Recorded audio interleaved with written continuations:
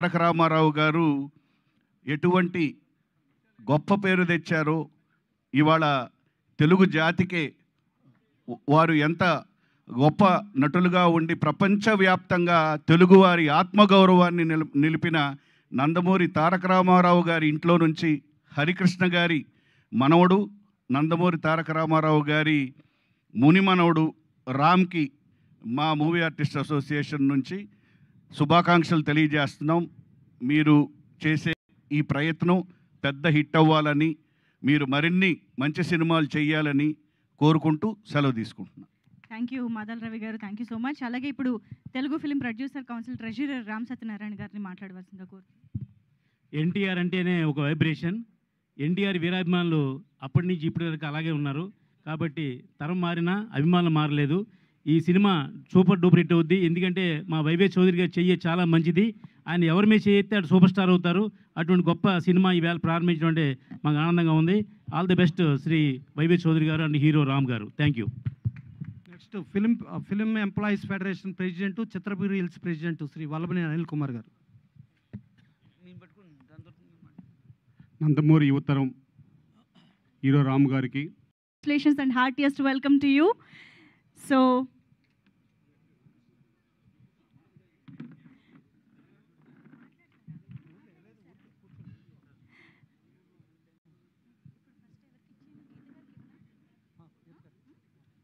I think ముందుగా గీత గారి మాటలతో ప్రారంభిస్తే బాగుంటుంది అనిపిస్తుంది.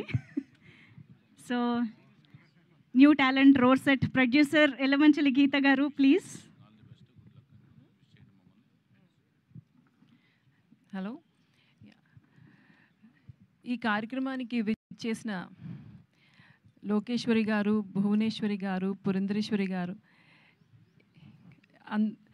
ఈ మా ఫస్ట్ ప్రొడక్షన్కి వాళ్ళు వచ్చి మమ్మల్ని ఆశీర్వదించినందుకు, అలాగే నందమూరి ఫ్యామిలీ మొత్తం వచ్చి మమ్మల్ని ఆశీర్వదించినందుకు మాకు చాలా ఆనందంగా ఉంది.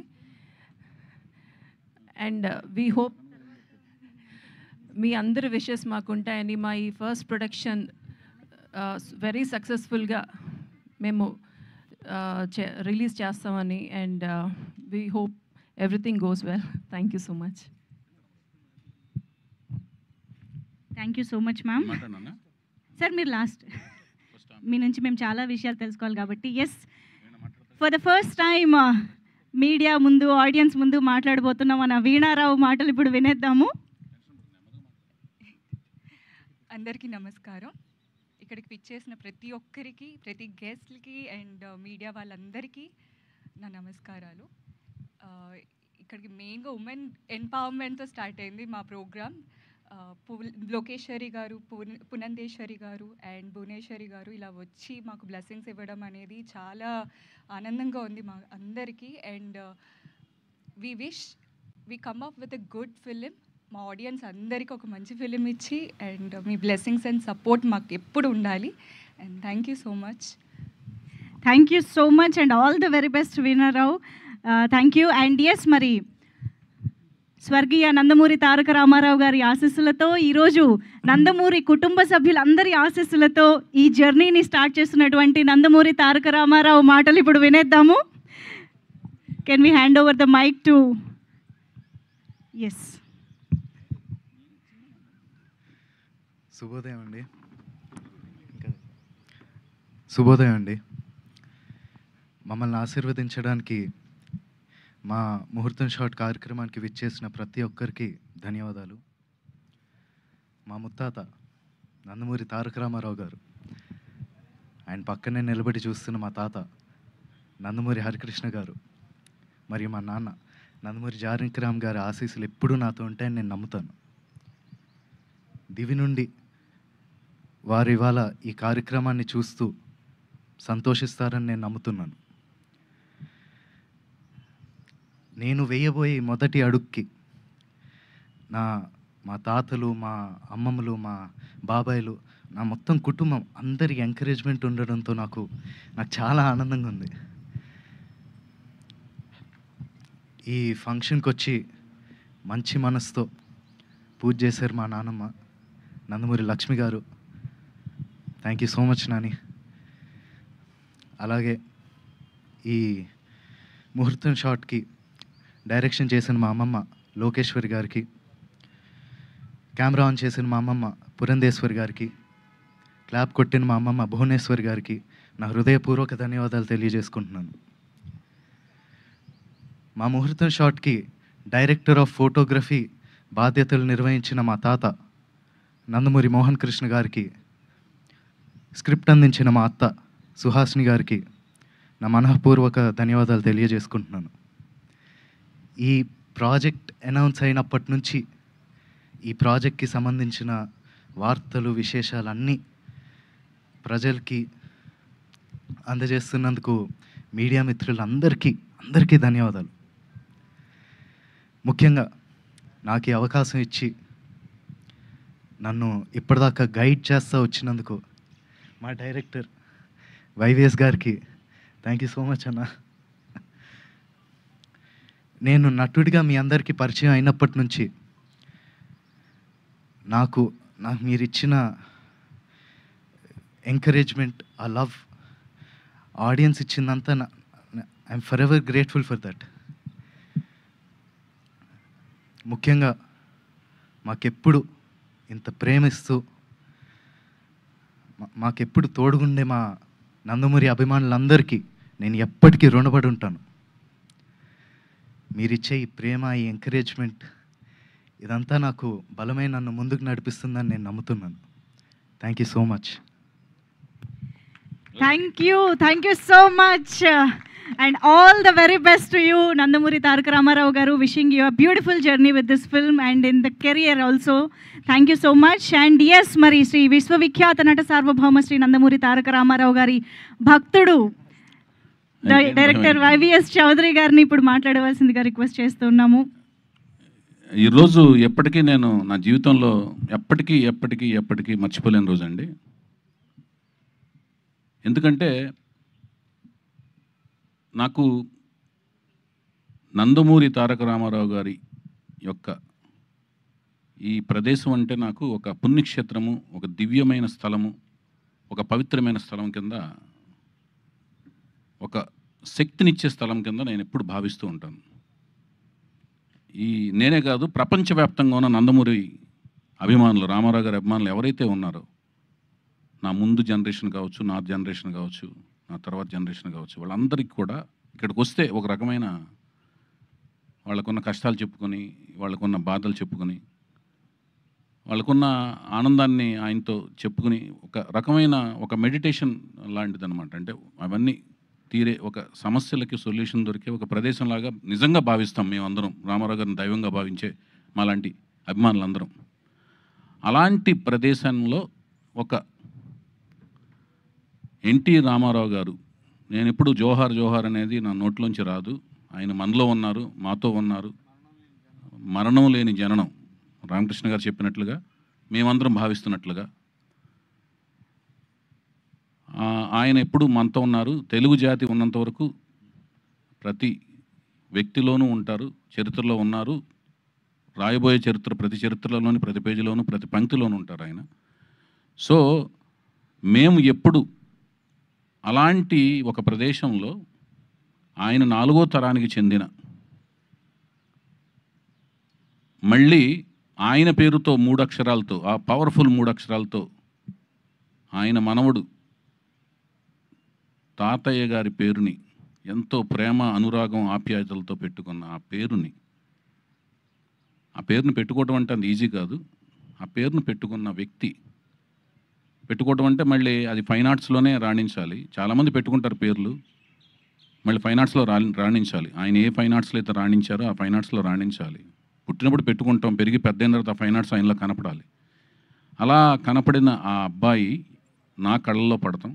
ఆ కళ్ళల్లో కనపడిన అబ్బాయి యొక్క లాంచింగ్ ముహూర్తం, షూటింగ్ ముహూర్తం ఈ ప్రదేశంలో జరగటం, నేను అనుకోవటం, అది జరగటం, అది కూడా ఆయన యొక్క, మా దైవం యొక్క కుమార్తెల చేతుల మీదుగా జరగటం అనేది ఒక అనిర్వచనీయమైన అనుభూతి, అద్వితీయమైన మరుపురాని ఒక ఘట్టం అన్నమాట. ఆయన ఏమైతే ఆలోచించి వాళ్ళ కుమార్తెలకి ఈశ్వరి ఈశ్వరి ఈశ్వరి అని శక్తి స్వరూపాలుగా పేర్లు పెట్టారో, ఆ శక్తి స్వరూపాలు అంటే నిన్న కాక మొన్న నేను వేసిన ఒక పాంప్లెట్, అంటే వీళ్ళు మా స్పెషల్ ఆస్పిషియస్ గెస్ట్స్ అతిథులు అని నేను ఏదైతే ఒక పాంప్లెట్ వేశానో, ఆస్పిషియస్ గెస్ట్స్ అని వేశానో, అక్కడ అది నేను చూసుకుంటే నాకే ఆశ్చర్యం వేసింది ఆ డిజైన్. అంటే ముగ్గురు అతిథులు, ముగ్గురు కుమార్తెలు. ఆ ముగ్గురు కుమార్తెలు ముగ్గురు ఒక సైంటిస్టులు అనమాట, మహిళా సైంటిస్టులు ముగ్గురు. ఆ మెమోరియల్ ఎలా అనిపించిందంటే నాకు శ్రీహరికోటలో లాంచింగ్ ప్యాడ్ లాగా అనిపించింది. రాకెట్లను లాంచింగ్ చేసి ఒక లాంచింగ్ ప్యాడ్ లాగా అనిపించింది. ఆ లాంచింగ్ ప్యాడ్లోంచి ఒక రాకెట్ని, ఒక మిసైల్ని, ఒక స్టడ్ని స్టార్స్ కేటగిరీలోకి లాంచ్ అయిపోయే ఇందుకు వచ్చి సైంటిస్టులు ముగ్గురు పూనుకుని, ఒక మహిళా సైంటిస్టులు పూనుకుని లాంచ్ అయిపోతున్నారు అన్నట్టుగా నాకు డిజైన్ చేసిన తర్వాత అనిపించింది, డిజైన్ చేయించుకున్న తర్వాత అనిపించింది. ఆ మిసైల్ మరెవరో కాదు, ఆ స్టడ్ మరెవరో కాదు, ఫ్యూచర్లో ఆ స్టార్స్ కేటగిరీలోకి అద్భుతమైన రేంజ్లోకి వెళ్ళబోయే స్టార్ ఎన్టీఆర్, మా ఎన్టీఆర్ అని అనిపించింది. నాకు అది గర్వకారణంగా అనిపించింది. అది భవిష్యత్తులో జరగబోతుందని నాకు అనిపిస్తుంది, ఇన్స్టిట్యూషన్ అనిపిస్తుంది.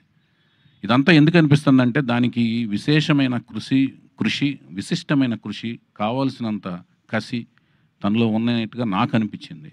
దానికి ఇదంతా ఎప్పుడు అనిపిస్తుంది అంటే ప్రాజెక్టుకి కావాల్సిన కృషి పట్టుదలతో కసిగా మేము పనిచేయటం, చేయాలనేది మీరు చూసి రేపొద్దున మాకు ఇచ్చే రిసెప్షన్లోంచి ఆధారపడి ఉంటాయి.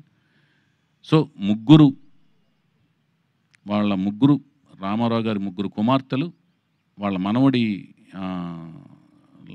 మనవడి రూపంలో ఉన్న మళ్ళీ ఎన్టీఆర్ పేరుతో ఉన్న అబ్బాయిని, వాళ్ళ నాన్నగారి పేరుతో ఉన్న అబ్బాయిని, మనవడి రూపంలో ఉన్న అబ్బాయిని వాళ్ళ చేతుల మీదుగా వెండితెర ప్రపంచానికి ఆయన యొక్క మెమోరియల్ ప్లేస్లోంచి పరిచయం చేయటం అనే ఒక అపురూపమైన ఘట్టంలో, ఆయన వీరాభిమాని అయిన నేను దర్శకత్వం వహించే ఒక అపురూపమైన ఘట్టంలో నా భార్య సన్నిహితులు, స్నేహితులైన అమెరికా ఫ్రెండ్స్ రమేష్ అత్తిలి గారు నాయకత్వంలోని ఫ్రెండ్స్ అందరూ భాగస్వామ్యం అయ్యి, మళ్ళీ నా భార్య నిర్మాతగా వాళ్ళందరూ కలిసి ప్రొడ్యూస్ చేసే, ఒక మహిళలందరూ కలిసి చేసే కార్యక్రమంలో భాగస్వామ్యం అవటం అనేది ఒక గొప్ప మరుపురాని ఘట్టం. ఇందులో మన తెలుగు అమ్మాయిని హీరోయిన్గా పరిచయం చేసే ఒక కార్యక్రమం కలిసి రావటం కూడా, ఇదంతా కూడా నాకు ఒక అదృష్టం కింద భావిస్తున్నాను నేను. తను కూడా కూచిపూడి డాన్సరు, మంచి అమ్మాయి. సో ఈ కార్యక్రమం మళ్ళీ ఒక మరుపురాని ఘట్టం కింద ఫీల్ అవుతున్నాను. అలాగే ఈ ఘట్టంలో ఎప్పుడు అంటే మాకు హరికృష్ణ గారితో 3 సినిమాలు చేసిన పరిచయంలోనూ, అంతకుముందు అసిస్టెంట్ డైరెక్టర్గా చేసిన పరిచయాల్లో, ఆ కార్యక్రమాల్లో ఎప్పుడు కూడా లక్ష్మి గారిని పూజలు ఆవిడని ఎప్పుడు పూజలు చేస్తూ చూసాం, పూజల గురించి విన్నాం, పూజల గురించి మాట్లాడుతుండగా విన్నాం. పూజలు ఆవిడ వచ్చి పూజ చేస్తుండగా మాకు పూజా కార్యక్రమాలు నిర్వహిస్తుండగా ఈ షూటింగ్ ముహూర్తం అనేది స్టార్ట్ అవడం, పూజా కార్యక్రమాలు నిర్వహిస్తుండగా స్టార్ట్ అవడం అనేది గొప్ప శుభసూచకంగాను, అది అదృష్టం కింద భావించాం. అలాగే మా హరికృష్ణ గారి ఇంకొక రూపం కింద భావించి మేము మా సుహాసిని పాప, ఆవిడికి మా హరికృష్ణ గారు వాళ్ళ అమ్మమ్మ గారి పేరు పెట్టుకున్నారు, వెంకటరామమ్మ అని. మామూలుగా ఇంట్లో సుహాసిని పేరు పిలుచుకోవటం, సుహాసినిగా పేరు మార్చుకున్నారు. సో ఆ వెంకటరామమ్మ తన అమ్మమ్మ గారు, నాయనమ్మ గారి పేరు పెట్టుకున్న ఆవిడ పేరు మీద ఆవిడ నాకు స్క్రిప్ట్ ఇస్తూ ఆయన యొక్క స్లాంగ్లో చౌదరి ఒళ్ళ దగ్గర పెట్టుకుని తీయనట్టుగా మాట్లాడుతూ నా స్క్రిప్ట్ అందించడం దర్శకుడిగా, ఆవిడతో పాటు ఆవిడ కజిన్స్, సిబ్లింగ్స్ అందరూ కలిసి ఇవ్వటం అనేది ఒక రకమైన వాతావరణం అంతా నాకు చక్కగా, అంటే మంచిగా ఒక అనిరుచినైన అనుభూతిని కలిగింది నాకు. దాంతోపాటు మా మోహన్ కృష్ణ గారు అంటే వెరీ స్ట్రిక్ట్ ప్రిన్సిపల్డ్ అనమాట, వెరీ స్ట్రిక్ట్. అంటే మనం ఆయన్ని మాయలో మభ్య పెట్టలేం.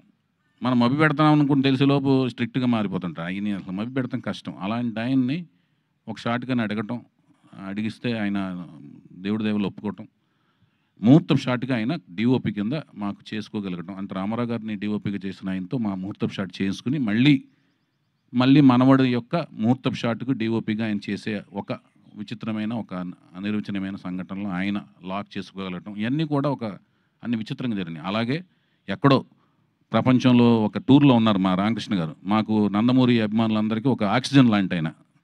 ఎందుకంటే ఎప్పుడు వెళ్ళినా కూడా నవ్వుతూ మాడుతుంటారు. ఆయనకి ఏం కష్టాలు ఉన్నాయో ఏమున్నాయో ఏం తెలియదు, ఎన్ని పనులు ఉన్నాయో బిజీగా. ఏమన్నా ఆక్సిజన్ మీరు మాకు కనపడగానే మాకు కార్బన్ డైఆక్సైడ్ ఎక్కడ ఉందో తెలియదు కానీ ఆక్సిజన్లా ఫీల్ అవుతాం మిమ్మల్ని. సో మీరు చూడండి ఎంత ఓపికగా ఉన్నారో. అందరి గెస్టులు అందరిని పంపించేసి మీరు ఒకటే మాట అన్నారు, నేను ఈ కార్యక్రమానికి నేను హరికృష్ణగానే, నీకు నేను హరికృష్ణలాగా నేను ఉంటా అని కొబ్బరికాయలు కొట్టే వరకు పక్కన నుంచుని ఉన్నారు ఆయన. సో మా హరికృష్ణ గారు. అలాగే ఇందాక మా రామ్ చెప్పినట్లుగా ఈ మొత్తం కార్యక్రమాన్ని పైనుంచి దివి నుంచి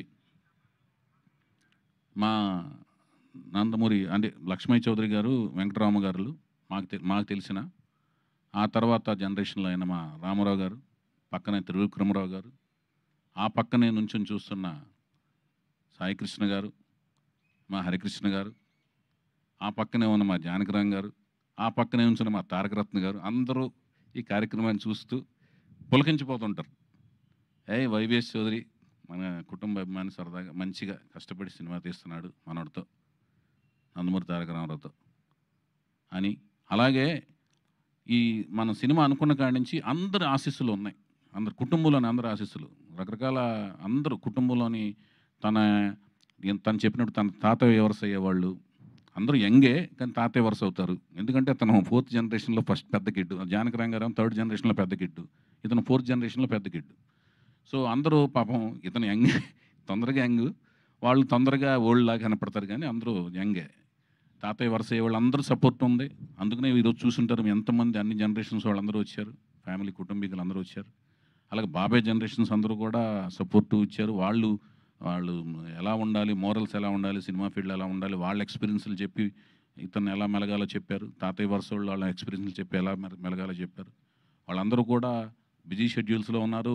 ఒక్కొక్క కార్యక్రమంలో వాళ్ళు ఎలాగూ బ్లెస్ చేస్తారు తన కెరీర్లో, అవన్నీ కూడా ఉన్నాయి. తనకి అందరూ అండగా ఉంటారు. తన మంచి భవిష్యత్తు ఉండాలి, అభిమానులు అండదండలు ఉన్నాయి. తను మంచిగా ముందుకు ఎదగాలని నేను మనస్ఫూర్తి కోరుకుంటున్నాను. నందమూరి వంశ వీరాభిమాని కింద, కుటుంబం వీరాభిమాని కింద.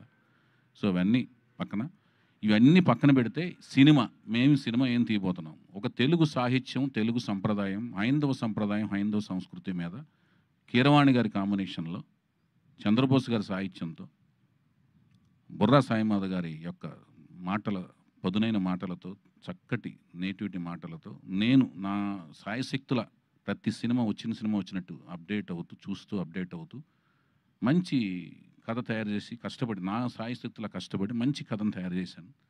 ఆ కథ మీకు నచ్చుతుందని ఆశిస్తున్నాను. వీళ్ళందరితో కూడా మంచిగా కోచింగ్ ఇచ్చాను. తర్వాత మీరు చూసి దానికి నాకు రిజల్ట్ ఇస్తే దాన్ని బట్టి మేము ముందుకు వెళ్తాం. మంచిగా కష్టపడతాం. మేము చేయగలిగింది ఏంటంటే కష్టపడి పనిచేయటం. అది మేము సాయశక్తులా కష్టపడుతున్నాం. మేము కష్టపడుతున్నాం, వాళ్ళు కష్టపడుతున్నారు. కష్టపడి పనిచేస్తున్నామని ప్రామిస్ చేయగలుగుతున్నాం. మీరు రండి, మా కష్టాన్ని చూడండి, ఆశీర్వదించండి మనస్ఫూర్తిగా కోరుకుంటున్నాం. అట్లాగే షెడ్యూల్స్ దీని తదనంతరం మేము నెక్స్ట్ ప్రకటనలో continuous of schedules, songs recordings, అన్ని వివరాలన్నీ కూడా నెక్స్ట్ మా పిఆర్ఓలు, మా వంశశేఖర్ల ద్వారా మీకు తదుపరి వివరాలన్నీ తెలియజేస్తాం. మరొక ముఖ్యమైన విషయం ఏంటంటే ఇంకా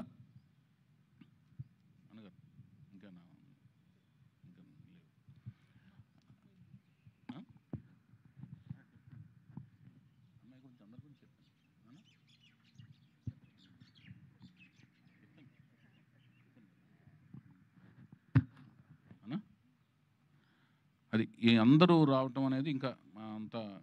అలాగే అతి ముఖ్యమైన విషయం ఏంటంటే, అలాగే మా పూజా కార్యక్రమంలో ముఖ్యమైన అంశం ఏంటంటే, వసుంధర గారు ద్వారా నా వైఫ్కి తను ఫస్ట్ టైం ప్రొడ్యూసర్ అయింది కాబట్టి తాంబూలంలో తను కలిసి రావాలని చెప్పి తను తాంబూలం చక్కగా స్వయంగా ఇచ్చి, వసుంధర గారు తనకి మంచి లక్ష్మీ సౌభాగ్యవతిగా డబ్బులు, మంచి లాభాలు రావాలి ప్రాజెక్టు ఫస్ట్ టైము కీర్తి ప్రతిష్టలు ఆల్రెడీ వస్తూ, దాని కీర్తి ప్రతిష్టలు వస్తే డబ్బులు కూడా